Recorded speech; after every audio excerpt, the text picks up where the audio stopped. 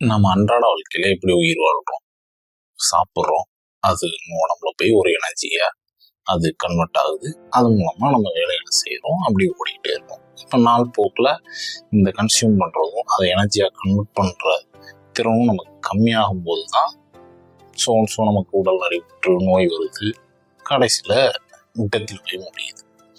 So அதே மாதிரி stars இருக்குது. நம்ம ஃபார் எக்ஸாம்பிள் நம்ம சன் இருக்குது. சன்னோட கோரில் பொதுவாக நமக்கு என்ன நடக்குன்னு தெரியும், ஃபியூஷன் நடக்குது.